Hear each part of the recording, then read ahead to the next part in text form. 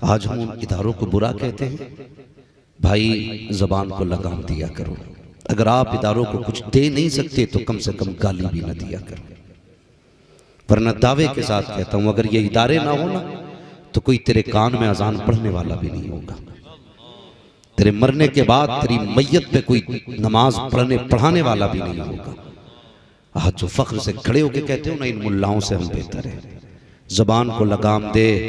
ये मदरसे हमारी इजाद नहीं, ये मोहम्मद अरबी की इजाद है। हाँ, कारी अब्दुल जब्बार, अल्लामा अखलाक जैसे लोग तो बाद में इसमें आए हैं। अबू बकर जैसा पहले आया है, उमर जैसा शागिर्द पहले हुजूर की चौखट पे आया, उस्मान जैसा तालिब इल्म कोई देखा हो तो बताओ, अली जैसा कोई कुरान पढ़ने वाला हो तो बताओ।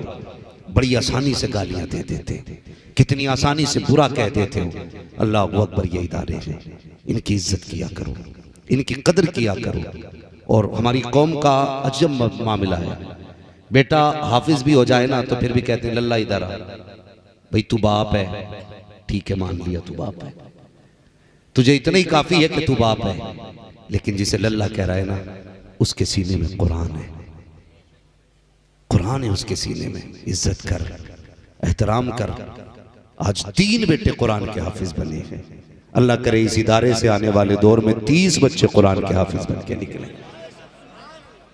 कुरान के हाफिज बन के निकले। बड़ी तंग नजरी है हमारी कौम में हजरत, बड़ी तंग नजरी है।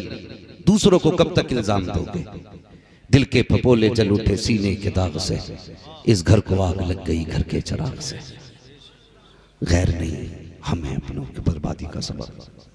ये कड़वी सच्चाई है, हम हैं अपनी बर्बादी का सबब। ट्रेंड चल रहा है सोशल मीडिया पे, आग लगी, कोई किसी की टांग खींच रहा है, कोई किसी की खींच रहा है। यार बस करो, हद हो गई। मैं कहता हूं सिर्फ अपने गिरबान में झांकना सीखे। हाँ, मैंने एक साहब को सुना, वो रामपुरी चाकू और मुरादाबादी बिरयानी को कोस रहे थे। मैंने कहा बस कर यार, हम तेरे इलाके में बिरयानी की ताकत दिखाने नहीं आए, हम तो बस इसी नाम पे खुश हैं कि हम फजल हक खैराबादी के मुरादाबाद में रहते। हमने अभी ताकत दिखाई कहां है? जिन पत्थरों को हमने सिखाई थी गुफ्तगू, जब बोलने लगे तो हम ही पे बरस पड़े। बड़ा एहसान है जामिया नहीं मियां का। होश करो, ख्याल करो, किसी को कोसो मत, आप इस्लाह कीजिए, फसाद न कीजिए। बड़ी तंग नजरी है हमारी कौम के अंदर। भाई थोड़ा सा कुशादगी पैदा करें दिल में। और बहुत से मसाइल है बहस करने के लिए। बेटियां गुर्बत की वजह से बाप की दहलीज पे बैठी हैं, इस मसले पे सर जोड़ के बैठे। कितनी बेटियों को बिला वजह तलाक हो जाती है, इस मसले पे सर जोड़ करके बैठे। कितनी बेटियों को जहेज की बुनियाद पे कोई घर लाने तैयार नहीं, इस मसले पे सर जोड़ करके बैठे। 600 लोग दावत और बारातों में चल रहे हैं, इस मसले पे गौर करने की जरूरत है। क्या जरूरत पड़ी है? जिसे देखो एक दूसरे के पीछे पड़ा है, ये भी कोई इस्लाह है? मेरे नबी भी इस्लाह करते थे। हुजूर से बड़ा मुस्लिह कोई नहीं है। हाँ, हुजूर से बड़ा मुस्लिह कोई नहीं है, लेकिन मेरे हुजूर ने किसी को बरसरे राह जलील नहीं किया, महफिल में किसी को रुसवा नहीं किया। उस महबूब की सलाह का अंदाज देखो। अगर किसी में कमी होती थी, मेरे नबी फरमाया करते थे, शायद लोगों को ये नहीं पता है इस वुजू का तरीका क्या है, गुस्ल का तरीका क्या है। किसी के हाथ यहाँ सूख जाते हैं, किसी के पैर यहाँ तक सूखे रहते हैं। इस तरह से इस्लाह फरमाते थे, इस्लाह भी हो जाती थी, दिल भी नहीं टूटा करते थे। और ये आज हम हैं, इस्लाह भी करते हैं, जलील भी करते हैं। आज तुझे लिखने की पावर आ गई तो तुझे डर नहीं है, बोलना आ गया तो तुझे हया नहीं है, आज तुझे पावर मिल गई तो शर्म नहीं है। याद रख, एक दिन वो भी आएगा, तू उसकी बारगाह में खड़ा होगा जिसके आगे बोलने की ताकत तेरी औकात को क्या है, जिब्रील को नहीं होगी। तब क्या बोलेगा? ओ खुदा के वास्ते तुम जमीन वाले पे रहम करो, खुदा तुम्हारे ऊपर रहम की बारिश फरमा। हाँ, दिल के फपोले जल उठे सीने के दाग से, इस घर को आग लग गई घर के चिराग से। बदलो अपने आप को, आज जरूरत है कुरान आम करो। गलत नहीं कह रहा हूं। ये जो इतने लंबी लंबी लफ्जाजी कर रहे हैं ना, आज टांग खींचने वाले खड़ा करो, कसम खुदा की सूरे फातिहा नहीं पढ़ सकते ढंग से। क्या कहने मुफ्ती साहब, जिंदाबाद। हमने कुरान को पसे पुश्त डाला, हमारी कमी नहीं। कितने लोग ऐसे हैं जिन्हें कुरान नहीं आता और दुनिया का कौन सा लक़ब है जो उनके नाम के साथ जुड़ा नहीं है। मगर याद रखना प्यारे, कलेजा कभी लक़ब से ठंडा नहीं होता।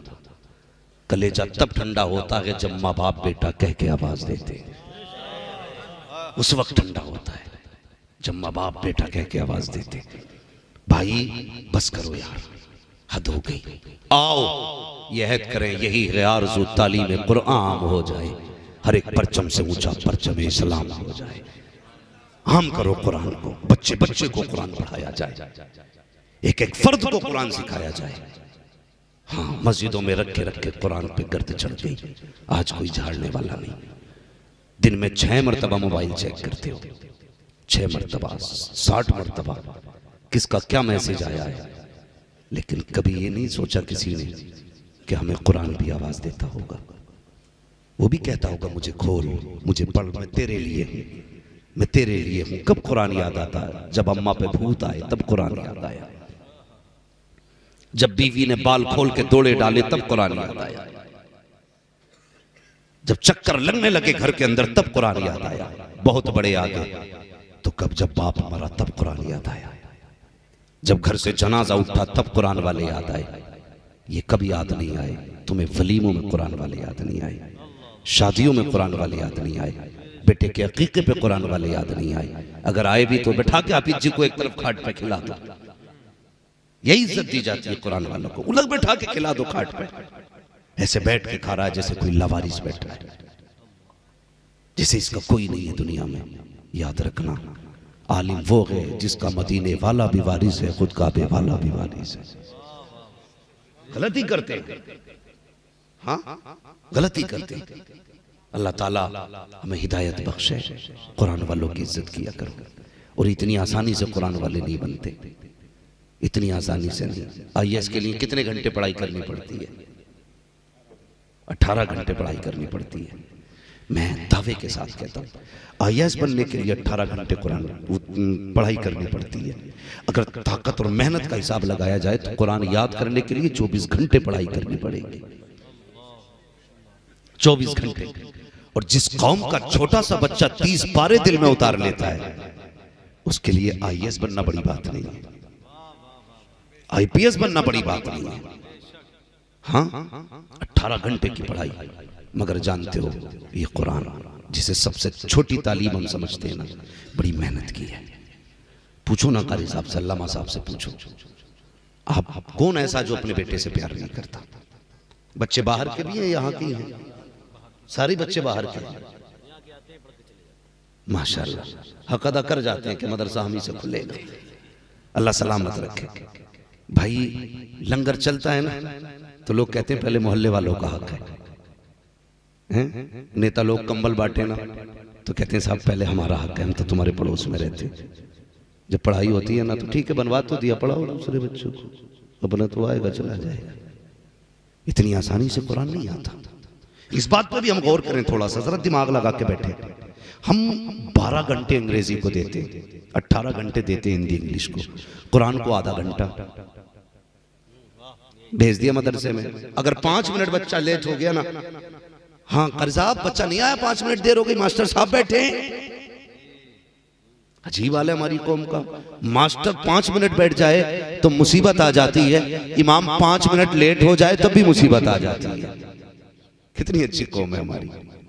बुजुर्ग फरमाया करते कि मुसल्ले से अच्छी कोई चीज नहीं, क्योंकि मुसल्ला वहां ले जाता है जहां कोई नहीं लेके जाता। कहां ले जाता है मुसल्ला? फरमाया हवाई जहाज, हेलीकॉप्टर, ये आपको बादलों के ऊपर ले जाएंगे, लेकिन मुसल्ले पे अगर आप चढ़ जाओ तो ये आपको खुदा तक ले जाता है। तो जो खुदा तक पहुंचा दे ना, जो अपने माबूद तक पहुंचा दे, हमारी नजर में वो हकीर है। जो हमारे बच्चे को आके पढ़ाए, बेटे पढ़ कुत्ता, बिल्ली, चूहा, वो हमारे लिए मोहतरम है। मैं किसी तालीम का मुखालिफ नहीं, तालीम का मुखालिफ नहीं हूं। मैं भी चाहता हूं मेरी कौम के अंदर IAS हो, IPS हो, MBBS हो, कम से कम इन झोला छाप डॉक्टरों से तो छुट्टी मिलेगी। बुरा ना मानियो अगर कोई डॉक्टर हो तो, जरूरी नहीं है। दीन का काम करने के लिए मौलवी होना जरूरी है। कुर्ता टोपी वाला होना जरूरी है, खिदमत खल्क करनी है ना, तो तू 6 दिन फीस लेके दवा दिया कर, एक दिन मुस्तफा की रजा के लिए फ्री में दवाएं बांट लिया कर सकते हैं ना, लेकिन नहीं करते, नहीं करते। इमाम साहब से लड़ेगा, 500 रुपए कम करो निकाह में, कम करो निकाह में। ये भी कोई शरीयत है? 500 रुपए ले रहे हो निकाह के? तुम्हें पता है, मैं गुजारिश करूंगा इमाम से उस मसले पे अब अमल किया जाए। जानते हो कुंवारी लड़की के निकाह का महर, निकाह पढ़ाने की कीमत कितनी है पता है? 25,000। जिसका दोबारा निकाह हो रहा है उसके 12,500 दिए कभी? अल्लाह भला करे आपका। अगर हम अपना हिस्सा लेने पे आ गए ना तो निकाह करना छोड़ दोगे। हमारी कौम कितनी अच्छी है, डीजे वाले को 50 दे देगी, नाचने वालों को 75 दे देगी, और बाजे गाजे वालों को 20-20 हजार बांट देगी। इमाम से 500 कम कराती है, 2500 500 कम करो इमाम साहब, हमारे तो ताल्लुकात है तुमसे, कितना अच्छा करते हैं। तो मैं गुजारिश कर रहा था, मैं भी चाहता हूं मेरी कौम में IAS हो, IPS हो, मैं भी चाहता हूं हमारे MBBS हो, लेकिन मैं ये बिल्कुल नहीं चाहता MBBS बनो और कुरान से दूर रहो। IAS बनो, कुरान से दूर रहो। दावे के साथ कह रहा हूं, कहां भ्रष्टाचार नहीं है। किसी कचहरी, किसी महकमे में बिना पैसे के काम नहीं होता। मगर इतना जानता हूं, अगर महकमे में कोई भी अधिकारी हो, पहले मोहम्मद का गुलाम बने फिर बैठे कुर्सी पे। कसम खुदा की 1 रुपए की रिश्वत की जरूरत नहीं है। अगर किसी गरीब का मुकदमा आएगा, फ्री में मुस्तफा का चेहरा देखेगा, कलम उठाएगा और वो कहेगा पैसे जेब में रख। यहाँ वो नहीं बोलता जिसकी जेब में पैसा होता है, यहाँ पे वो बोला करता है जिसपे मोहम्मद अरबी का कलम हुआ करता। बनाओ अपने IAS से, मगर पढ़िए, पहले तालीम हासिल कीजिए। सबसे हकीर मदरसे वाले, बाहर के बच्चे हैं ना तीनों, अल्लाह करे हमारे गदरपुर के बच्चे भी हाफिज बने। आमीन कह दो। तुम ये सोच रहे हो ज़कात खाने वाले हैं, इनसे अच्छा स्पेशल कोई खाने वाला नहीं है। गलत नहीं कह रहा हूं हजरत। मदरसे में जितना भी आता है बच्चे ज़कात नहीं खाते, हदिया ही खाते। उलमा जानते बच्चे हदिया खाते, मगर जो ज़कात नहीं देते वो हराम खाते। डर नहीं है, सच बात है, सच है। जो ज़कात नहीं देते वो हराम खाते। कम से कम ये तो है ये हराम नहीं खाते, इन्हें हकीर समझते हो। 3 बच्चे बाहर से आए, सबको अपने बच्चे प्यारे हैं। कितना प्यार औलाद से होता है, कभी गौर करें। हम औलाद वाले, हमें आज एहसास हुआ कि हम माँ बाप के लिए कितने अहम हैं, क्योंकि आज अल्लाह ने औलाद से नवाजा। बाप परदेश से आता है तो बेटे का पहले चेहरा देखता है, औलाद को पहले देखता है, फिर खाने की तरफ जाता है, पहले बच्चों को सीने से लगाता है, फिर अपने बिस्तर की तरफ जाता है। इतना प्यार औलाद को है। अगर बच्चा सुबह गायब हो जाए आधा घंटे के लिए तो माँ का खाना खत्म हो जाता है। ये जितने बैठे ना सारे मदरसे से जुड़े लोग हैं। जो बात मैं करने लगा हूं यकीनन इस दर्द से हर कोई गुजरा है, खासकर उलमा की बात कर रहा हूं। बच्चा आधा घंटे के लिए गायब हो जाए ना तो माँ की नींद उड़ जाती है, पूछती है मेरा बुरा देखा है क्या, मेरे गुड्डू का पता है क्या, यार काला भी है ना तो उसके लिए बस दिल की धड़कन है बेटा। माँ बाप की औलाद की आंखों का नूर है बेटा। ना देखो तो माँ बाप को चैन नहीं आता, लेकिन जिस दिन किसी मौलवी ने बताया बेटे अगर तेरा बेटा हाफिज बना अल्लाह तुझे क़यामत में ताज अता करेगा, और ऐसा ताज होगा कि उसकी रोशनी को देख के अहले महशर कहेंगे ये कोई नबी आ रहा है, ये वली आ रहा है। तो आवाज आएगी ना नबी है ना वली है, ये एक हाफिज कुरान का बाप आ रहा है। सुभान अल्लाह, सुभान अल्लाह। इतना सुन लिया ना बाप ने। यार वो बाप जो बेटे के बगैर सो नहीं सकता था, वो बाप जो बेटे के बगैर खा नहीं सकता था, वो माँ जो बेटे को आधा घंटा नजरों से ओझल नहीं होने देती थी, वो बहन जो भैया भैया कह के उसकी जबान सूख जाया करती थी, वो बहन जिसको भाई से हद दर्जा प्यार था, वो भाई जो पलट के परदेश से आता था तो भाई के लिए तोहफे लेके आता था। लेकिन जिस दिन से कुरान की मोहब्बत दिल में आई है, बाप ने बेटे को रुखसत किया, माँ ने ममता को अपनी कुर्बान किया। जब बेटा चलने लगा है, अल्लाह अकबर मुझे बता तो सकी कि माँ माँ को एहसास नहीं है, बाप को जुदाई का दर्द नहीं है। हाँ हाँ, जब बच्चे मदरसे के लिए घर से निकलते हैं, माँ आंचल में आंसू पोंछ रही है, बहन अलग आंसू बहा रही है। माँ को भी दर्द है औलाद का, बहन को भी एहसास है भाई की जुदाई का। उधर बाप है कि अकेले तन्हाई में आंसू बहा रहा है। बाप बाप हुआ करता है। कितनी आसानी से तुम कहते हो बाप को मुझसे प्यार नहीं है, इसलिए कि मदरसे आया था तो मेरी माँ रो रही थी, बाप नहीं रोया था। खबरदार कभी ये मत कहना कि मेरे बाप को प्यार नहीं है। और यार बाप बाप होता है, उस पर जिम्मेदारी है। अगर बाप टूटा तो घर टूट जाएगा, बाप टूटा परिवार टूट जाएगा। वो भी रोता है, कभी चादर में छुप के रोता है, कभी कमरे में बंद होकर रोता है, कभी जंगल में जाकर रोता है, ताकि मेरे आंसुओं का एहसास किसी को ना हो, मेरे दर्द का किसी को पता ना चले। और यार जब बच्चे घर से चले गए तब माँ ने भी आंसू बहाए हैं, बहन ने भी आंसू बहाए हैं। वो किधर जा रहा है कभी सोच तो सकी। जब ये घर सोता था तो सर्दी की रातों में उठ के माँ ने बिस्तर चेक किया है, कभी कंबल उड़ाया है, कभी चादर डाली है। 3 बार उठ के माँ चेक करती है, कहीं बेटे का चेहरा तो नहीं खुला है, कहीं पैर तो नहीं खुला है। लेकिन आज वहां जा रहा है जहां चादर को देखने वाला ना होगा, जहां बिस्तर बिछाने वाला ना होगा, जहां कोई रात को चेक करने वाला ना होगा। यहाँ रात को बिस्तर से आंख खुल गई तो माँ दौड़ के आती है, कभी बेटे को कंबल उड़ाया, कभी चादर उड़ाई है। ये कहाँ जा रहा है? ये वहां जा रहा है जहां पे अपने तो अपने खुदा की कसम। और यार जब हम घर में रहते हैं नमक कम हो जाए, माँ ये नहीं खाना है क्योंकि नमक कम है। नमक तेज हो जाए, ये भी नहीं खाना है क्योंकि नमक तेज है। ये वहां जा रहा है जहां कोई खुराक को पूछने वाला नहीं है, जहां कोई रोटी को पूछने वाला नहीं है। ये वहां जा रहा है, नमक तेज है तो खाना पड़ेगा, नमक कम है तो खाना पड़ेगा। इन सब मुसीबतों को सामने रखने के बाद बाप कहता है यार बेटा तेरे हवाले किया। माँ कहती है मालिक लगते जिक्र तुझे दे रही हूँ। बहन कहती है मालिक ये तुझे दिया है, लेकिन कुरान का हाफिज बना के लौटाना।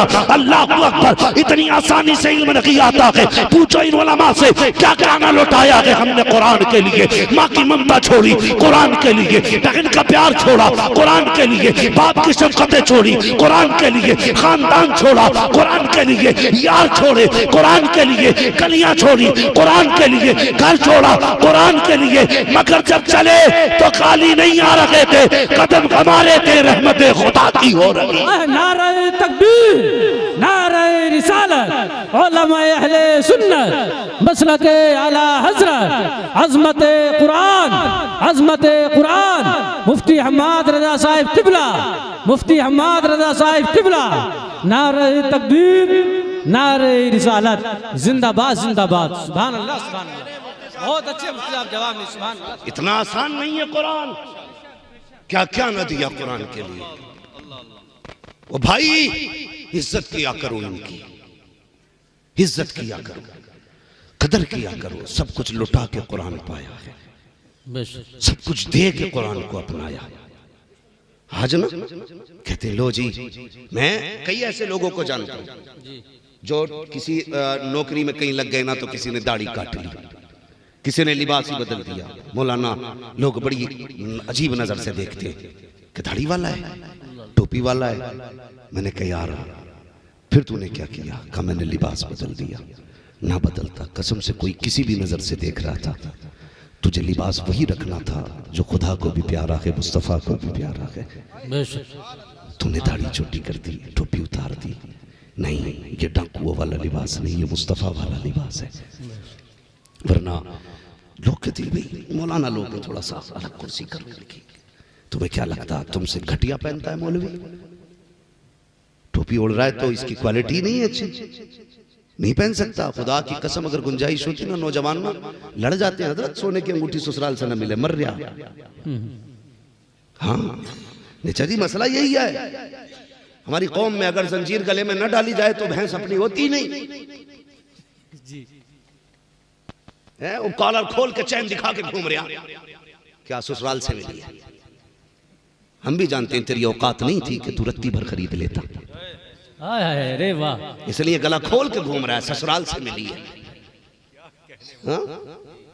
और सासों से भी गुजारिश है और ससुर से भी गुजारिश है, दामाद है तेरा, घर दे दे, मगर कम से कम वो तो देना जिसकी इजाजत शरीयत ने दी है। लड़ जाते, रिश्ते छूट जाते। जंजीर न थी मेरे लल्ला को, अंगूठी नहीं थी, हम नहीं मानते रिश्ते को। क्यों? सोने की अंगूठी शर्त है रिश्ते के लिए, ये भी पहना रही है जबरदस्ती लाके, पहनो। साइज बड़ा भी है तो फिर भी कह रहा ठीक है, क्योंकि फ्री की मिली है ना।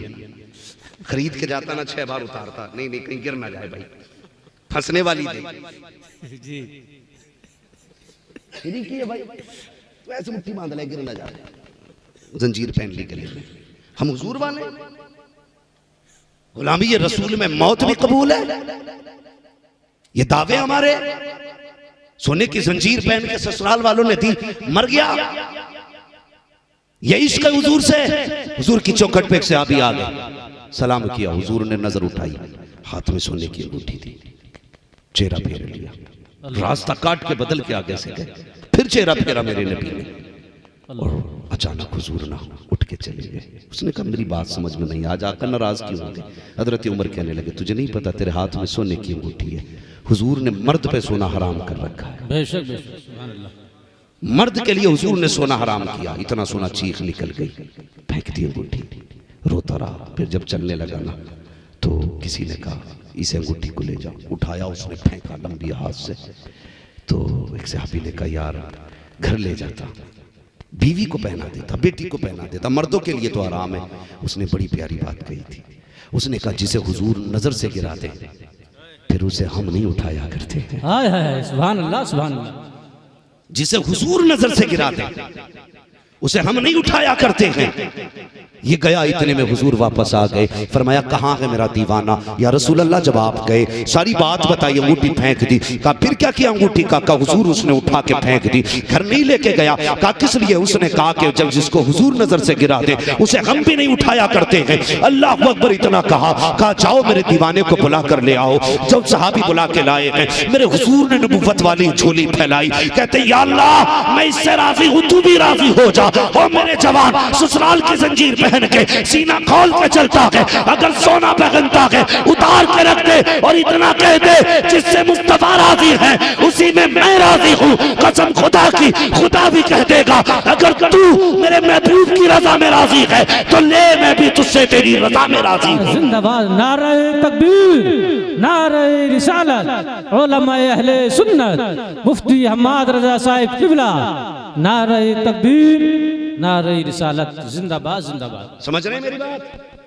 पहनोगे जंजीर, अंगूठी सास ने दी, अगर ससुर ने जबरदस्ती दे दी तो बोल क्यों नहीं रे भाई? पहनोगे? ये वो बोल रहे हैं जिनकी हो गई है, वो बोले जिनकी नहीं हुई है। पहनोगे सोना, पहनोगे सोना? इंशाल्लाह नहीं पहनेंगे। हाँ, और सासों से गुजारिश है, वो जो दे रही हो ना 30,000 की अंगूठी, तुम्हें पता ही है तुम्हारा दामाद कितना फटीचर है। अगर फटीचर ना होता तो मांगते ही क्यों? वो 30,000 वो जोड़, ठीक है, 70,000 की गले में चैन है, वो जोड़ क्यों के 1 लाख रुपए, इससे हलाल का बिजनेस करना। मेरी बेटी को भले ही सोने के लुक़मे मत खिलाना, मगर इज्जत और हलाल की सूखी रोटी खिलाते रहना। बेशक बेशक सुभान अल्लाह। ये कह अपने दामाद से करेंगे इंशाल्लाह ऐसे ही। नाराज हो रहे हो कि मौलवी अपनी करके हमारी भीड़ लगा रहे? बचो भाई, वरना वो मौलवी दिखा जो तू सोना पहने और तुझे जन्नत बांट के जाए। मुझे भी देना उस मौलवी का नंबर भाई, मुझे भी जन्नत जाना है।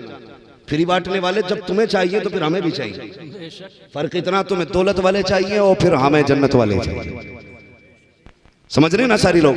बदलो बेटे, कुछ नहीं होता यार। 4 दिन पहन लेगा, 8 दिन पहन लेगा और तुम भी दे दोगे, 5 दिन बातें हो जाएंगी। 6 तोले की चैन मिली थी गले की, मगर तू भूल जाएगा फरिश्ते लिख के रख लेते।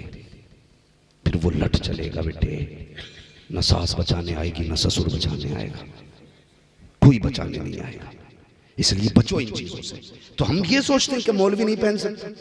पूछो ना, हजरत से पूछो किसने तमंचा रखा था कि दाढ़ी रख वरना गोली मारेंगे? किसी ने तमंचा रखा था? किसी ने कहा था कुर्ता पजामा पहनना वरना फांसी लगा देंगे? किसी ने कहा था हमसे कि भाई टोपी ओढ़ना वरना गोली मारी जाएगी?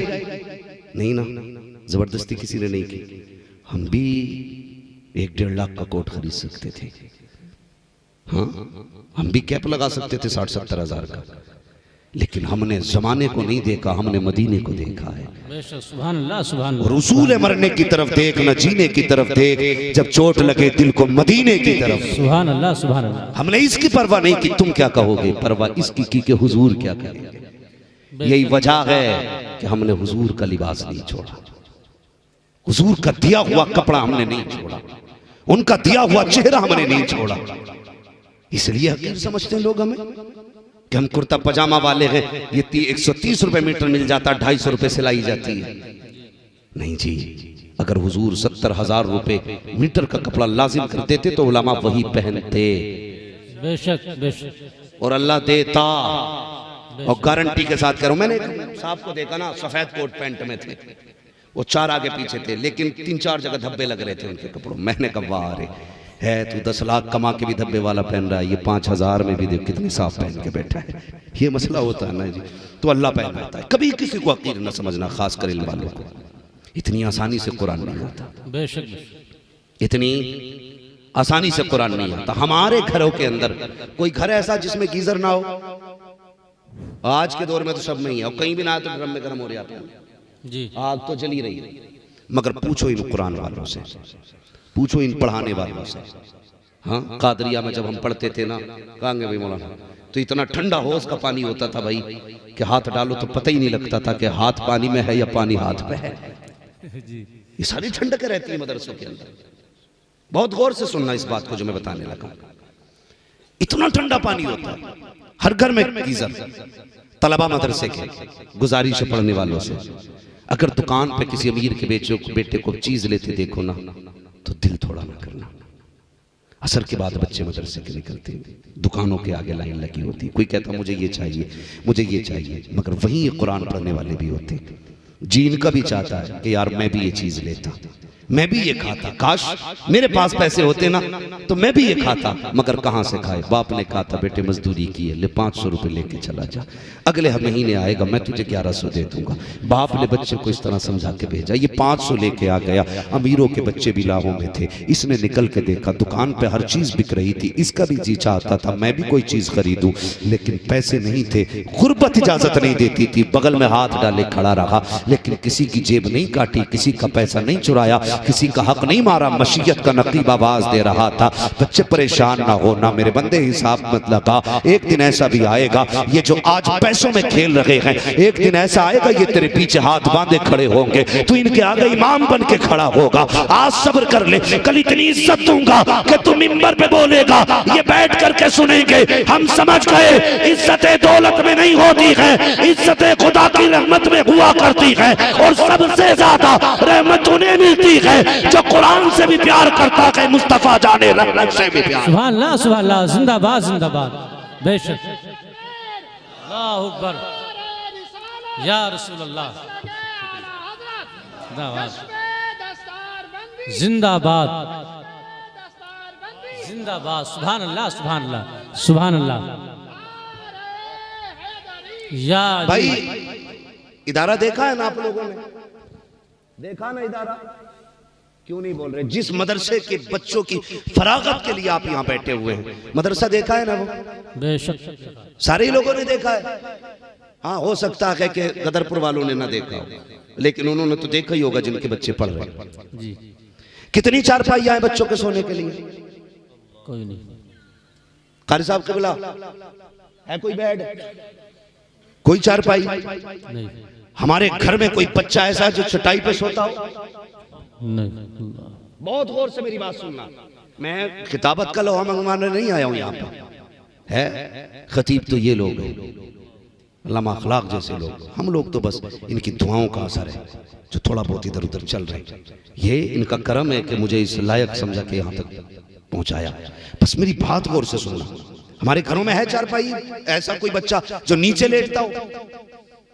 मैं अपने बच्चों को जानता हूं, अगर मेरे बच्चे बिना चप्पल के फर्श में पैर रखते तो मेरी बीवी चीखती है, कहती है नजला हो जाएगा, जी बेशक, खांसी हो जाएगी, और हम देखते हैं अपनी आंखों से। 5 मिनट बच्चा फर्श पर टहल ले, किसी की नाक चल जाती है, किसी को जुकाम हो जाता है, किसी के फेफड़ों में दर्द होता है, लेकिन आओ आकर के देखो, ये 5 मिनट की मैंने बात की है जो बच्चे बगैर जूते के फर्श पे घर में टहल लेते हैं। लेकिन आओ इदारों के अंदर देखो, बच्चों के बिस्तर भी आके चेक करो, कितने तो इतने गरीब बच्चे भी होते हैं जिनके बिस्तर पे पैर रखो तो सर्दी फर्श की पैरों पे महसूस होती है। इतनी सर्दी के आलम में ऐसे ऐसे गद्दे होते हैं कि जिसमें फर्श की ठंडक का एहसास लिहाफ के अंदर हुआ करता है। और कुछ ऐसे भी बच्चे होते हैं जो एक ही बिस्तर में 5 साल मदरसे में गुजार देते हैं, एक ही लिहाफ के अंदर 10 साल मदरसे में गुजारने वाले ऐसे भी तलबा होते हैं। लेकिन दावे के साथ कहता हूँ, जाओ पूरे तुम कदरपुर का जायजा ले लो, कोई ये नहीं कह सकता है कि हमने इदारे के अंदर किसी बच्चे को हमने चारपाई पे लेटे देखा है, बेड पे लेटे देखा है। जाओ जाकर के देखो, सारे बच्चे फर्श पे लेटा करते हैं, लेकिन तुम्हारे बच्चे जब घरों के अंदर होते हैं तो अच्छे बिस्तर पे लेटते हैं, अच्छा कंबल होता है, सुबह उठते हैं, गर्म पानी मुंह धोने के लिए है, गर्म नाश्ते के लिए है, गर्म खाना मौजूद है। लेकिन जब यही बच्चे रात को सोते हैं तो फर्श पे लेटते हैं, 3 बजे उठ जाते हैं, ठंडे पानी से वुजू करते हैं। आज कोई ठंडे पानी की जगह गर्म पानी देने के लिए मौजूद नहीं है, वुजू भी उसी पानी से है, गुस्ल भी उसी पानी से है। लेकिन चैलेंज के साथ कहता हूँ, पूरे शहर के अंदर आपके कोई ये बता दे कदरपुर के इस मदरसे में कोई इस वजह से मर गया हो कि ठंडे पानी से वुजू किया था, कोई इस वजह से मर गया हो कि फर्श पे सो रहा था, कोई इस वजह से मर गया हो कि ठंडी लग गई थी, कोई इस वजह से मरा हो कि सर्दी से मर गया है, कोई नहीं बता सकता। लेकिन चलो हॉस्पिटल में कितने लोग दिखाऊंगा, कहेंगे साकिब 5 मिनट के लिए जमीन पे लेट गया था, इसके फेफड़े जाम हो गए, इसके गुर्दे जाम हो गए, इसकी सांस तंग हो गई। और मुझे बता तो सही, तेरा बेटा 5 मिनट के लिए नंगे पैर फर्श पे आ जाए तो ठंड लग जाती है। ये पूरी सर्दियां बगैर लिहाफ के, बगैर बिस्तर के, बिना मौजों के ठंडे फर्श पे चलते हैं, बीमारी क्यों नहीं लगती है? कोई जवाब नहीं है। एक मदीने से जवाब आता है, नादान तूने नहीं देखा, जब बच्चे घर में होते हैं, बेटा खुला के छुपा के, ये बाप देख रहा है, पैर खुले के छुपे हैं, ये बाप देख रहा है, इसका सर खुला के छुपा के, ये बाप देख रहा है, बिस्तर है के नीचे है, ये बाप देख रहा है। लेकिन जब बच्चे मदरसे आते हैं तो किसका पैर खुला है? मुस्तफा देख रहे हैं। किसका चेहरा खुला है? मुस्तफा देख रहे हैं। कौन नंगे पैर चल रहा है? मुस्तफा देख रहे हैं। कौन ठंडे पानी से वुजू कर रहा है? मुस्तफा देख रहे हैं। तो सुनो, जब बच्चे घर होते हैं तो माँ बाप बचाते हैं, जब मदरसे आते हैं तो रसूल पाक बचाया। नारे तकबीर, नारे रिसालत, उलमाए अहले सुन्नत, मसलके आला हजरत, अज़मत कुरान कॉन्फ्रेंस व जश्न दस्तार बंदी, मुफ्ती हम्माद रजा साहिब किबला, मुफ्ती हम्माद रजा साहिब किबला, नारे तकबीर, नारे रिसालत, जिंदाबाद जिंदाबाद। सुभान अल्लाह, सुभान अल्लाह, सुभान अल्लाह। ये है मदरसे।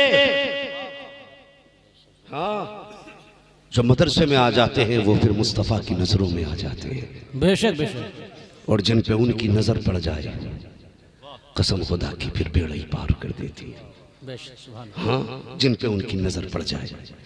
एक बार अबू जहल के बेटे पे नजर पड़ी थी, एक बार पड़ी, फरमाने लगे हुजूर, दामन पकड़ लिया, फरमाया इकरमा, रब ने बड़ा हसीन बनाया है, मेरा कलमा पढ़ ले, मैं तुझे जन्नत ले जाऊंगा। उसने कहा, मेरे बाप ने मरते मरते कहा था बेटे मर जाना, मोहम्मद का कलमा ना पढ़ना। हुजूर मुस्कुरा दिए, इसलिए कि उसे नहीं पता था किसकी नजर पड़ी है, मगर हुजूर जानते थे कहीं भी चला जा पलट के मेरे ही पास आना है। कहा जब तक बिके न थे तो कोई पूछता न था, तुमने खरीद कर हमें अनमोल कर दिया, तुमने खरीद कर हमें अनमोल कर दिया। मुस्कुराए ना हुजूर, इस भाग लगा दी, दौड़ता रहा, लोगों मुझे बचाओ, मुझ पे मोहम्मद की नजर पड़ गई है। भागते भागते अपनी इबादत खाने में गया, वो कहने लगा मैंने आज तक पूजा की है, इबादत की है, मुझे बचा लो। तो आवाज आई थी, तुझे अब कौन बचाएगा, तुझ पे नजर मोहम्मद की पड़ गई है। हाँ, जिस पे हुजूर की नजर पड़ जाए, मैं उनकी नजर की बात करने लगा, जिस पे उनकी नजर पड़ जाए। ने सोचा अच्छा आज तो हमारे हो के ये उनकी बोली बोल रहे, लेकिन पता ना था जमीन व जमा तुम्हारे लिए, मकीन व मकान तुम्हारे लिए, चुनी नो चुना तुम्हारे लिए, बने दो जहां तुम्हारे लिए। भाग लगाइए करमा में अपनी इबादत खाने से निकल के, तो फिर मर जाना ही बेहतर है। जब कोई नहीं बचाएगा तो मर जाते। नदी के पास गया, ऊंचे टीले पे चढ़ा, छलांग लगा दी, और जैसी छलांग लगाई ना, नहर की लहरों ने ना गोद में ले लिया, उठा के किनारे पे रख दिया। सोचा इत्तेफाक होगा, फिर चढ़े ऊंचे टीले पे, फिर छलांग लगाई, फिर नहर ने उठाया, गोद में उठा के किनारे पे रख दिया। कहने लगे मैं डूबने आया हूं, तू डुबाती क्यों नहीं? तो लहरों ने कहा तब तुझे कौन डुबाए, जिस पे मोहम्मद की नजर पड़ गई है वो डूबा नहीं करते हैं, अगर डूबते भी हैं तो किनारे लग जाया करते हैं। बेशक बेशक। पलट के आ गए, गर्दन झुका के बैठ गए। मेरे हुजूर ने फरमाया इकरमा अब क्या सोच रहे हो? कहने लगे हुजूर अब क्या सोचना है? मान गया, जिसकी नजर यहां डूबने नहीं देती वहां जलने कैसे देगी। हाँ तो भाई जिस पे हुजूर की नजर पड़ जाती है फिर बेड़े पार हो जाते हैं। तो ये मदरसे के लोग हैं, ये मदरसे के लोग हैं, इज्जत किया करो इनकी। इतनी आसानी से कुरान, बड़ी तकलीफ होती है हज़रत, बड़ी तकलीफ होती है, अपनों से भी दुख है। फोन करें कारी साहब, अल्लामा साहब, भाई आपके जिम्मे इदारे की एक रसीद थी, पिछले साल आपने दिया था, इस बार क्या ख्याल है? जी। तो कहता ठीक है मैं तेरा हिसाब देख के बताऊंगा, कल फोन करियो मौलाना। कितना अकड़ के कह रहे कल फोन करियो मौलाना। ओ भाई अगर ये किसी का नाम ले देना तो खुश हो जाया करो। फैसला इनका नहीं होता, फैसला मदीने वाले का होता है। सुभान अल्लाह सुभान अल्लाह। इसलिए कि अगर मैं ये सोचूं मदरसा मैं चला रहा हूं या मेरी वजह से मेरी जेब से मदरसा चल रहा है तो सोच गलत है। मैं कई ऐसे इदारे के मुहतमिम हजरात को जानता हूं कि जब राशन खत्म होता है ना और कोई सहारा नहीं होता तो रात को मुसल्ला बिछाते हैं और रो के कहते हैं या रसूल अल्लाह घर भी आपका, मेहमान भी आपके, ये भूखे रहे तो मेरा कुछ नहीं जाएगा, लोग आपके मेहमानों को क्या कहेंगे। कसम खुदा की अभी मुसल्ला उठता नहीं है, खैरात मदीने से पहले भेज दी जाती है। बेशक बेशक सुभान अल्लाह सुभान अल्लाह। समझ रहे ना मेरी बात? तो कितनी कारत से बंदा कह देता हजरत, कह देता कल आना, बड़ा घमंड है तुझे पैसे का, हिसाब लगाऊंगा। अभी लॉकडाउन हो गया था, लॉकडाउन हुआ था ना पीछे, तो ऐसा लग रहा था सारा लॉकडाउन का असर किसानों पे ही पड़ गया। उशर ना दिया इन्होंने, कह रहे लॉकडाउन है, किसी का 3 क्विंटल की जगह 2.5 क्विंटल निकला लॉकडाउन की वजह से। बीघे में फ्री थे, ऐसी खेती की, मैं सच बता रहा हूं मेरे यहां तो इससे बेहतर गन्ना कभी हुआ ही नहीं जितना लॉकडाउन में हुआ था। क्यों ठलुए थे उसके नला रहे थे, पहले गन्ना इतना होता था फिर इतना मोटा होना जी। कह रहा लॉकडाउन रह गया इसलिए मौलाना आपके नाम, ऐसा ही है कुछ, ये हालात है हमारी कौम के। भाई राज़िक रज़्ज़ाक़ कौन है? बोले क्यों नहीं बोल रहे? पता नहीं है। रज़्ज़ाक़ कौन है? रोजी कौन देता है? अल्लाह। झूठ ना बोलियो, अगर झूठ बोलोगे वो जबड़ों में से निकालना जानता है। हाँ कह रहे लो जी मौलवियों ने हमारा क्या बिगाड़ लिया, जितनी ज़कात नहीं देते इतनी बढ़िया फसल हो रही, यही तो कहते थे। अरे उसने दे रहे अच्छी फसल हुई है, जो देते हैं ना मस्जिद मदरसों में उनकी तो फसल ही मारी गई। ये हालात हमारी कौम के। लॉकडाउन में कहा फसल को नुकसान, और लोग हिकारत से देखते हैं। कई लोगों ने इस बात का जिक्र किया कि फला मौलाना को देखा ना तो वो रास्ता काट के चला गया, कहीं कुछ ले ना ले मुझसे। गारंटी के साथ कहता हूं, इतना बड़ा मजमा है, जाओ पूरा इलाका इकट्ठा कर लो, तुम तो कुछ भी नहीं हो, इकट्ठा कर लो। एक बंदा कोई बता दे किसी ने कारी अब्दुल जब्बार को अपने बच्चों के लिए भीख मांगते देखा हो? सही बात। अल्लामा अखलाक साहब को किसी ने 20 रुपए का सवाल करते देखा हो, ये कह के आज मेरे घर में चाय की पत्ती नहीं है। ये इतनी खुददार कौम है, ये मर तो सकती है लेकिन अपने लिए भीख नहीं मांग सकती, नहीं मांग सकती भीख। वरना धरना देना नेताओं से ही थोड़ी आवे, मौलवियों से तो आवे है। अगर सारे एक बार मीटिंग कर लेना कि नमाज नहीं पढ़ानी है जब तक 25,000 तनख्वाह नहीं हो जाएगी, है एकदम मत कहो हजरत। लोग इतनी आजाद है, कहते कि इमाम नहीं हम भी घर सो रहे, अल्लाह से कह देंगे वो पढ़ानी नहीं आए तो हम पढ़ते कहां से? हाँ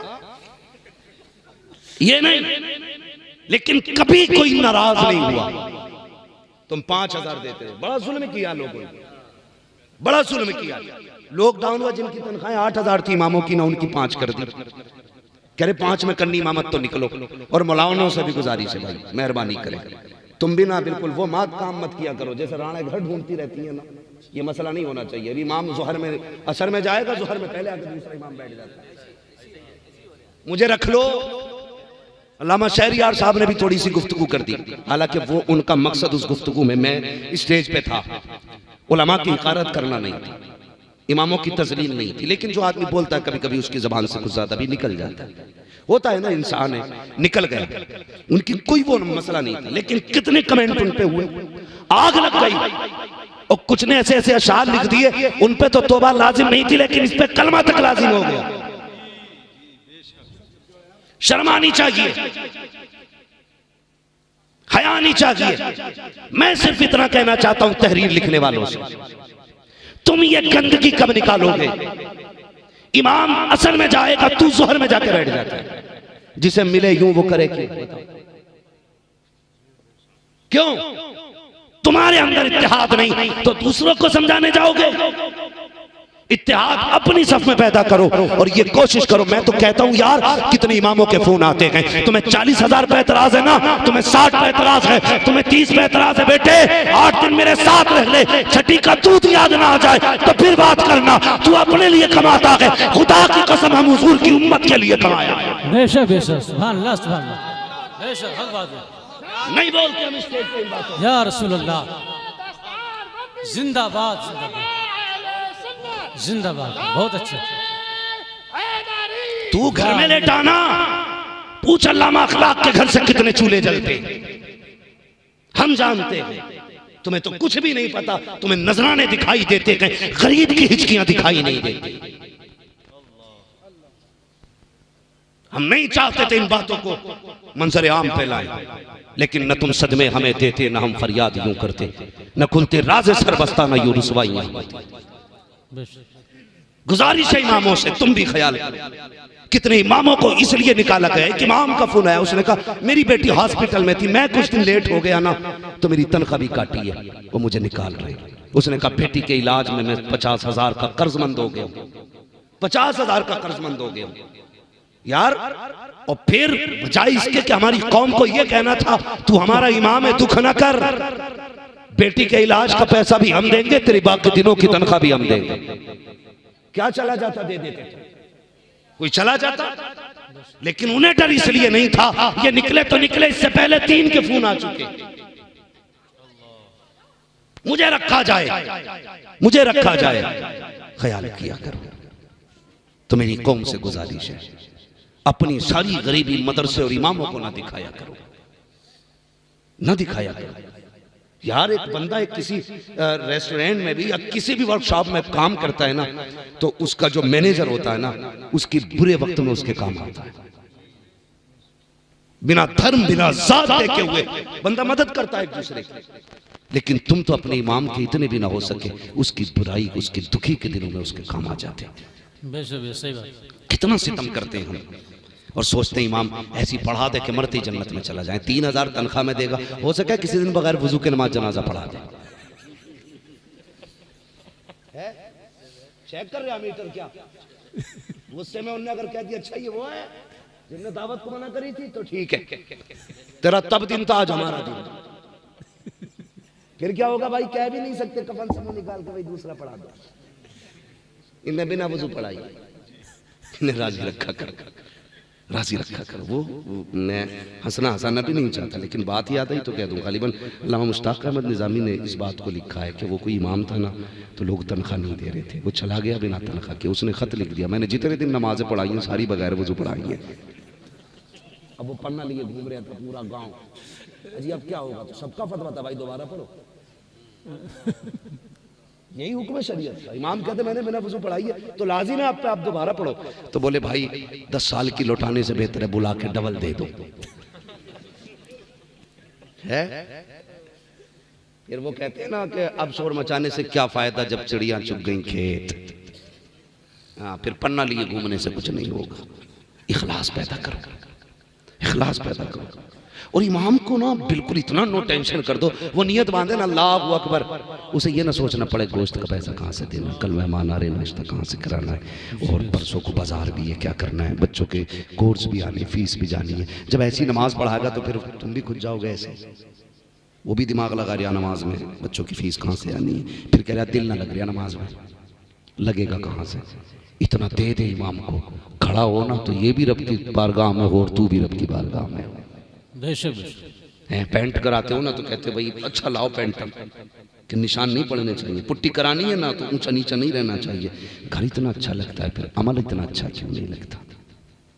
करेंगे इंशाल्लाह, अच्छा इमाम लाएंगे, बोलो इंशाल्लाह। अच्छा इमाम भी क्या, मेरे एक दोस्त है मुफ्ती साहब क़िबला, वो हजरत तखस्सुस वालों को पढ़ाते हैं। लॉकडाउन में मदरसे बंद हुआ, वो इमामत करने चले गए तो एक मुखिया खड़ा होकर बोला जिसे बिस्मिल्लाह याद नहीं आती थी, पहले तुम्हारा टेस्ट लेंगे हम। किसका? जो मुफ्तियों को पढ़ाता भाई। और मैं उसी दिन जलसे में गया था जी, मगर किस्मत की बात थी यार, मुफ्तियों को पढ़ाने वाला इमामत करने आया था। मगर इमामत भी छोटा काम नहीं है, कुछ तो किसी धाक में रहते इमाम साहब घर जाऊं और मैं मुसल्ले पे चढ़ूं, होश में चढ़े कर टांगे चीर दी जाएंगी। खेल नहीं है नमाज। किसी ने सरकार आला हज़रत से पूछा था हुजूर आपको कितना इल्म है, तो आला हज़रत ने फरमाया था बस अपनी नमाज दुरुस्त पढ़ लेता हूँ। हाँ, 120 उलूम पर महारत ताम रखने वाला कह रहा है अपनी नमाज दुरुस्त पढ़ लेता हूँ। अब समझ में आया कितना इल्म है। तुझे तो इस्तंजा भी नहीं आता, इमाम के घर जाने का मौका लगाता है, गया फट से खड़ा हो गया मुसल्ले पे तो कहीं की कहीं आयत पढ़ गया, कहीं की कहीं, कभी ज़ोहर में क्लास शुरू है तो कभी मगरिबी उसमें हो गई। तो ये ना किया करो, मुसल्ला बड़ी चीज है, ये हर एक का हक नहीं, मुसल्ला मेरे हुजूर के वारिस का हक है। और समझ सकते हो वारिस कोई आम नहीं होगा भाई। नेता मंत्री अगर किसी को अपना उत्तराधिकारी बना के भेजता है तो कोई काबिलियत देखता है उसके अंदर, फिर होता है कि इसका कलम मेरा कलम, इसकी जबान मेरी जबान, जो ये कहेगा मेरा फरमान होगा, जो ये बोलेगा अमल करना है। अगर नेता को इतनी फिक्र है तो मदीने वाले को फिक्र नहीं होगी। बेशक बेशक, बिल्कुल। तुम जिसे हिकारत से देखते हो वो तेरे बाप का नाइब नहीं, वो रसूल पाक का नाइब है। जब उसका दिल टूटता है तो तुझे खबर हो ना हो, मदीने वाले को पहले खबर हो जाए। बेशक बेशक, हक बात भाई।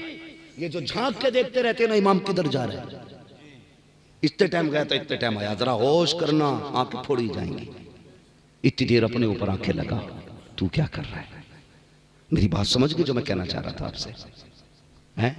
तो बड़ी वो रहती है बूम। एक ने तो भाई उस पे कौन सा केस लगवाया था, अभी सोशल मीडिया पे था, आतंकवादी घोषित करा दिया भाई, सिर्फ इतनी सी बात पे को उसके घर फातिहा पढ़ने इमाम ना गया। अल्लाह, मीडिया को बुलाने के बाद का ये आतंकवादी है इमाम हमारा, लेकिन कानून अंधा नहीं है। कुछ तो किसी न किसी को कहीं ना कहीं दिखता है। वो तो बच गया, उसे हुजूर ने बचाया, लेकिन मरेगा तो तुझे कौन बचाएगा। इतना घमंड दौलत पे इमाम फातिहा में नहीं आया तो आतंकवादी घोषित करा दिया उसे। भाई बदलो अपने आप को, अल्लाह रसूल के हो जाओ। मौत सबको आनी है, गरीब को भी आनी है, अमीर को भी आनी है। मुझे बताओ किसी अमीर की कब्र में सोने की ईंटें लगती हैं, किसी गरीब की कब्र में अगर मिट्टी की जगह गारा डाला जाता हो? नहीं है ना। सबको एक ही जगह सोना है, एक ही ठिकाना है। तो फिर आज ले उनकी पनाह, आज मदद मांग उनसे, कल न मानेंगे कयामत में अगर मान गया। तो ये घमंड दिखाते ना करे साहब लोग कि पैसा मुझ पे, तो ये घमंड न किया कर।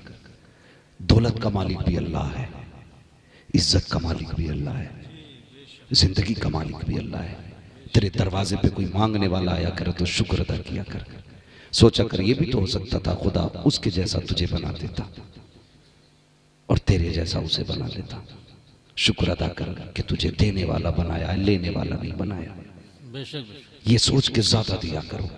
और रह गई मदारिस की बात, तो जब तुम्हारा नाम आए ना तो खुश हुआ करो, हुजूर ने मेरा इंतखाब किया है। सुभान अल्लाह, सुभान अल्लाह। हुजूर ने मेरा इंतखाब किया है, लेकिन कहता नहीं जी अभी मार्केट में हूँ, थोड़ा सा हिसाब बना रहा हूँ, कल फोन करना। कल फोन आता है, फिर खबर आती है नहीं नहीं ठहर जाइए, अभी हिसाब नहीं लगाया, परसों फोन कीजिए। ये मौलवी है तेरे बाप का नौकर नहीं है, ये अपने लिए भीख नहीं मांग रहा है, अगर ये हाथ फैला रहा है तो मुस्तफा के लिए फैला रहा है, अपने नबी के लिए फैला रहा है, अपने दीन के लिए फैला रहा है। जब तू घमंड दौलत का किसी मौलवी और कुरान वाले को दिखाता है तो रब कहता होश कर, घमंड का सरिया निकाल गले से, वरना इतना जलील करूंगा कोई इज्जत देने वाला नहीं होगा। मैंने देखा कि दौलत वालों को, अगर ना देखा हो तुम भी देख लेना, आईसीयू में पड़े हैं जिनके आगे पीछे नौकर होते थे, आज उनके मशीनें लगी हैं, सांस नहीं आ रहे हैं, लोग सेब लेके जा रहे हैं, जूस लेकर के जा रहे हैं, लेकिन ये पी नहीं सकते हैं, खा नहीं सकते हैं।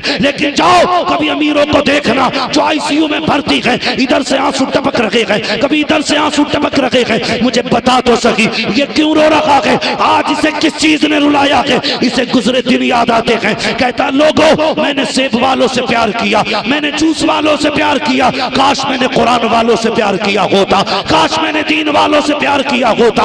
अगर मैंने कुरान वालों से प्यार किया होता, तुम फल ला रहे हो मेरे किसी काम के नहीं है, जूस ला रहे हो मेरा किसी काम का नहीं है। काश मैंने किसी कुरान के कारी से प्यार किया होता तो कोई यासीन लेके आ जाता, कोई सूरह रहमान लेके आ जाता, कोई सूरह मुल्क लेके आ जाता, कोई सूरह फातिहा लेके आ जाता। ओ लोगों आज मुझे जूस की जरूरत नहीं है, फलों की जरूरत नहीं है, मैं मर रहा हूँ, मेरी सांसें अटकी हुई है, हो सके तो कोई कुरान पढ़ के सुना दो, कोई कुरान की सूरत सुना दो। ओ खुदा की कसम अगर इज्जत से मरना चाहते हो तो कुरान से भी प्यार किया करो, कुरान वालों से भी प्यार किया करो। जब रूह निकलती है तो पहले टलपनों में अटकाई जाती है, फिर घुटनों में लाके रोकी जाती है, फिर कमर में लाके रोकी जाती है, फिर सीने में अटकाई जाती है, फिर गले में फांसी जाती है। और यार अगर चाहते हो इस तकलीफ से ना गुजरो तो कुरान वालों से प्यार करो।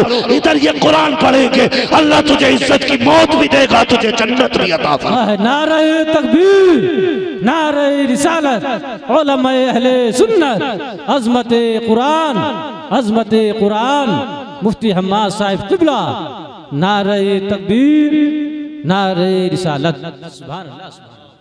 थके तो नहीं है अभी भाई? कितने लोग अपने माँ बाप से प्यार करते हैं? हाँ चाहे गाली बक के आए हाथ सारे ही उठा देते हैं। मेरे भाई हमारी कौम का भी अजब रवैया, बुरा ना मानिएगा, मैं आई ना वो दिखाऊंगा दाग चेहरे के, जिसे खराब लगे सामने से हट जाए। बहुत गौर से मेरी बात सुनिए, हमारी कौम ना भेड़ की चाल चलती है, जिधर को एक चलेगा उधर को सभी चल जाएंगे। उसका नतीजा जाओ मस्जिदों की अलमारियां चेक करो, इतनी पेटियां रखी हैं मस्जिद में, इतनी पेटियां रखी हैं हजरत कि जगह नहीं रही मुसल्ले तक आ गई सरक सरक के। हाँ जी अब्बा मरे सीधा मार्केट जाता, आप पेटी का दिया करेगा, उस पर लिख देगा अब्बा का नाम डाली। क्यों भाई? क्या अब्बा का नाम का कुरान दे रहे हैं, अब्बा बख्शे जाएंगे। पूछो इन उलमा से, रखे रखे कुरान से सवाब मिलेगा या उसे कोई पढ़ेगा तब सवाब मिलेगा? इतनी पेटियां हो गई कि पारे घुन गए रखे रखे। ये सुना हमने, आपने भी पढ़ा है हम लोगों ने, और आपने बार बार सुना होगा क़यामत में कुरान शफाअत करेगा, कहेगा यार अब ये मुझे पढ़ता था, इसे बख्श दे, ये मुझे चूमता था, मुझे बख्श दे। जो कुरान क़यामत में ये सलाहियत रखता है कि हमारी शफाअत करे, हमें जानता है कौन हमें पढ़ता है, तो क्या उसे ये खबर नहीं होगी कौन नहीं पढ़ता है? हैं रखे रखे घुन गए, अब्बा मरा सीधा बेटा पेटी लेने, अब्बा मरा बेटा सीधा पेटी लेने। भाई सिर्फ पेटी लेने जाते हो? अब भाई बख्शवाना चाहते ना तो जरूरी है पेटी लाओ, कभी मदरसे भी आ जाया करो। बेशक बेशक जी। अल्लामा साहब से कहो कि जरा वो बच्चे दिखाओ जिन बच्चों में गरीबी है, सर्दी है, लेकिन बदन पे कपड़े पुराने हैं और वो भी ठंडे हैं, उन बच्चों को गर्म कपड़े खरीदवा दो। गर्मी आने वाली है, अभी सर्दी है, अगर अब्बा ताज़ा ताज़ा मरा है ना तो फिर ये करना कि मदरसे आना, कहना एक गीजर मेरे बाप की तरफ से, है ना? गर्मी में बाप मर जाए तो कहना एक फ्रीज मेरे बाप की तरफ से। पेटियां लाते हो ना, बेशक पेटियां लाते हो। और भाई अगर बाप का इंतकाल हो जाना आ मदरसे में, कि वो कौन सा कमरा है जिसमें बैठ के कुरान वाले पढ़ते हैं तो पसीना टपकता है, मेरा बाप का इंतकाल हुआ है, एक एसी मेरी तरफ से हो जाए, ये कूलर मेरी तरफ से हो जाए। गारंटी के साथ कहता हूँ, कोई नहीं पता कि साहिब कहाँ मौत आ जाए। मैं अक्सर कहता हूँ, उजाले अपनी यादों के हमारे साथ रहने दो, न जाने किस गली में जिंदगी की शाम हो जाए। मौत का कुछ पता नहीं है, नहीं जानते हो। जाओ कभी कब्रिस्तान जाके देखो, कितनी कब्रें बैठ गई, उन पे कोई फूल तो फूल मिट्टी डालने वाले नहीं है। कितनी कब्रों के कफन नजर आ रहे हैं, कितनी कब्रों में हड्डियां नजर आ रही हैं। आज कोई मिट्टी डाल करके हड्डियों को छुपाने वाला नहीं है। हाँ साहिब, ये इंतजाम करो और ये कोशिश करो और ये इंतजार करो, एक दिन तुम्हें भी मौत आनी है। इस मौत के लिए तैयार हो जाओ। गारंटी नहीं है तुम्हारे मरने के बाद कोई तुम्हारे लिए इसाले सवाब करे। इतना अपने हाथ से कर जाओ, मदरसे में पंखा लगवा दो, मदरसे में कूलर लगवा दो, मदरसे में फ्रिज लगवा दो। दावे के साथ कहता हूँ, कोई दुआ करे ना करे, कोई हाथ उठाए ना उठाए, इधर बैठ करके पंखे के नीचे कुरान का कारी कुरान पढ़ेगा, उधर पंखा घूमेगा, ठंडी हवा हाफिज के बदन को लगेगी। खुदा तेरे बाप की कब्र को अपनी रहमत की हवाओं से ठंडा फरमा दे। सुभान अल्लाह, सुभान अल्लाह, जिंदाबाद जिंदाबाद। ऐसे कब्रें ठंडी, बेशक, बहुत खूब, बहुत अच्छा। ऐसे कब्रें ठंडी होती। ये आपका इदारा, सबको बाप से प्यार है, तो मेरी आज गुजारिश है, सबने हाथ उठाए माँ बाप से, रिश्तेदारों से। हमारे एक भाई 100 रुपये देखे गए इदारे के लिए, मुझे मालूम है। परेशान ना हुआ करो, मैं देखूं ना देखूं, हुजूर देख रहे हैं। हाँ, थोड़ा सा सुने मेरी बात। ये इदारा है हमारा, इस इदारे के बड़े खर्चे, कुर्बानियां हैं। कसम खुदा की, अगर एक हाफिज के बदले में पूरी दुनिया की दौलत तोल के दे दो ना, तब भी उस नेमत का बदला नहीं हो सकता जो आज तुम्हारा बेटा अपने सीने में लेके निकल रहा है। हाँ माशाल्लाह, है कोई जो कुरान से भी मोहब्बत का दावा करे और उसे साबित भी करे, और साबित इस तरह करे कि उस कुरान की मोहब्बत में, दीन की मोहब्बत में, अपने माँ बाप के इसाले सवाब के लिए या अपने महबूबीन के इसाले सवाब के लिए इस इदारे का ताउन करें। सारे लोग जो जिसका भी जो मन होना वो बताए, अगर यहाँ है तो दे, नहीं दे सकता लिखा ले, कम से कम इदारे का ताउन करे, ताकि क़यामत में हजरत फातिमा ये कहे, मेरा बेटा कुरान के लिए सर दे के आया, तू क्या दे के आया? कह देना, मैंने मदरसे को कुरान के लिए एक पंखा दिया था, एक एसी दी थी, एक फ्रिज दिया था, मैंने ये दिया था। आपसे गुजारिश है कि आप हजरात इस इदारे का ताउन करें। ये किसने दिए? भाई उस्मान रजा मंजरी साहब के वालिद गिरामी, इन्होंने माशाअल्लाह 1000 रुपए इदारे के लिए पेश किए। अल्लाह ताला कबूल फरमाए। ये वो इंतजाम है इंशाअल्लाह, जो कोई दुआ करे ना करे ये असर रंग लाए। मरहूम सईद भाई